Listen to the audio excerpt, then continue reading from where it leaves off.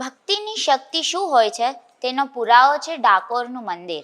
સામાન્ય રીતે ભક્તો ભગવાનને પામવાની ઈચ્છા રાખતા હોય છે, પરંતુ આ મંદિર ઉદાહરણ છે સાચી ભક્તિનું, જ્યાં ભગવાને ભક્તને મળવા આવવું પડ્યું હતું. નમસ્કાર, વાઇબ્સ ઓફ ઇન્ડિયા સાથે હું સુરભી. આજે આપણે વાત કરશું ડાકોરના રણછોડરાયજી મંદિર વિશે. રણછોડ જે ભગવાન શ્રી કૃષ્ણનું જ એક નામ છે અને તેનો અર્થ છે યુદ્ધમાં મેદાન છોડવું.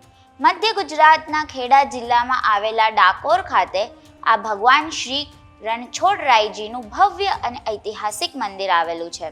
ડાકોરના રણછોડજીનું મંદિર ભગવાન શ્રી કૃષ્ણના જીવનની એક ઘટના સાથે સંકળાયેલું છે. ભગવાન શ્રી કૃષ્ણ અને જરાસંધ વચ્ચેના યુદ્ધમાં અનુયાયીઓના જીવનની રક્ષા માટે ભગવાન શ્રી કૃષ્ણ યુદ્ધમાંથી ભાગી ગયા અને ડાકોરમાં તેમણે આશરો લીધો. આ દંતકથાને કારણે જ અહીં સ્થિત મંદિરનું નામ રણછોડજી મંદિર છે. ત્યારે એવી પણ માન્યતા છે કે ડંક મુનિએ તપ કરીને ભગવાન શિવને પ્રસન્ન કર્યા અને જેનાથી પ્રસન્ન થઈને ભગવાન શિવે ડંક મુનિને આશીર્વાદ આપ્યા કે અહીં ભગવાન શ્રી કૃષ્ણ આવશે અને પોતે પણ ડંકેશ્વર લિંગ સ્વરૂપે રહેશે. આજે પણ અહીં ગોમતી નદીના કિનારે ડંકેશ્વર મહાદેવ છે, જે આજે પણ શિવની સાક્ષી પુરાવે છે. અહીં ડંક મુનિએ પશુ પક્ષીના પાણી પીવા માટે કુંડ બનાવ્યો હતો. ભીમ અને કૃષ્ણ ભગવાન પ્રસંગોપાત અહીંથી નીકળ્યા અને આરામ કરવા માટે ત્યાં એક ઝાડ નીચે વિશ્રામ કરી રહ્યા હતા. તેવા સમયે કુંડે તેમની તરસ छिपाવી હોવાથી તેઓ પ્રસન્ન થયા ને વધુ લોકો આ કુંડથી તરસ छिपाવી શકે તે માટે કુંડને મોટું કરવાનો વિચાર કર્યો અને તે કુંડમાં તેમણે પોતાની ગદા મારી અને તેનાથી આ કુંડને તળાવનું સ્વરૂપ મળ્યું.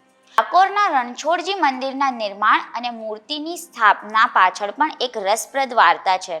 દંતકથા અનુસાર વિજયસિંહ બોડાણા નામનો રાજપૂત તેની પત્ની ગંગાબાઈ સાથે ડાકોરમાં રહેતો હતો. તે ભગવાન રણછોડના મહાન ભક્ત હતા અને વર્ષમાં 2 વાર દ્વારકા જઈને પત્નીને જમણા હાથમાં તુલસીનો છોડ લઈને વધરાવતા હતા. આ ક્રમ 72 વર્ષ સુધી ચાલુ રહ્યો, પરંતુ જ્યારે તે વૃદ્ધ થઈ ગયા અને શારીરિક રીતે અસમર્થ બની ગયા ત્યારે એક રાત્રે સ્વપ્નમાં ભગવાન તેમને પ્રકટ થયા અને કહ્યું કે હવે તમારે દ્વારિકા જવાની જરૂર નથી, હું જાતે જ તમારી પાસે આવું છું. દ્વારકા મંદિરની પ્રતિમા ડાકોરમાં લાવો. ભગવાનનો હુકમ મળ્યા બાદ વિજયસિંહ બોડાણા મધ્યરાત્રિએ જ બળદગાડી દ્વારા દ્વારકા પહોંચ્યા અને મંદિરના ગર્ભમાંથી ભગવાન રણછોડજીની મૂર્તિ ચોરી કરી ડાકોર લાવ્યા. તે કારતક પૂર્ણિમાનો દિવસ હતો. ડાકોર લાવ્યા બાદ વિજયસિંહે તે પ્રતિમા ગોમતી નદીમાં છુપાવી દીધી. બીજા દિવસે સવારે દ્વારકા મંદિરના દરવાજા ખુલ્યા ત્યારે પૂજારીએ જોયું કે ભગવાન રણછોડજીની પ્રતિમા ગાયબ થઈ ગઈ. શોધમાં જાણવા મળ્યું કે ડાકોરના રાજપૂત વિજયસિંહ બોડાણા દ્વારા પ્રતિમાની ચોરી કરવામાં આવી છે અને ગોમતી નદીમાં છુપાવવામાં આવી છે. તે સમયે બધા મૂર્તિ મેળવવા ડાકોર પહોંચ્યા અને ભાલાઓ વડે નદીમાં મૂર્તિની શોધ શરૂ કરી. આ દરમિયાન ભાલાની ટોચે મૂર્તિને વીંધ્યું. આ ભાલા દ્વારા બનાવવામાં આવેલા નિશાન આજે પણ ભગવાન રણછોડજીની પ્રતિમા પર હાજર છે. ભગવાન તેમને સ્વપ્નમાં દેખાયા અને કહ્યું, પાછા જાઓ. આજથી 6 મહિના પછી મારી મૂર્તિ દ્વારકાની વર્ધની બાવલીમાંથી બહાર આવશે. તે મૂર્તિને દ્વારકા મંદિરમાં સ્થાપિત કરવી. પૂજારીઓએ વિજયસિંહ બોડાણા પાસેથી ભગવાન રણછોડજીની મૂર્તિના વજન જેટલું સોનું લીધું અને પાછા દ્વારકા ગયા હતા. તેમણે દ્વારકામાં ભગવાનની મૂર્તિની સ્થાપના કરી, જે દ્વારકાની વર્ધની બાવલીમાંથી નીકળી હતી, જે આજે પણ સ્થાપિત છે.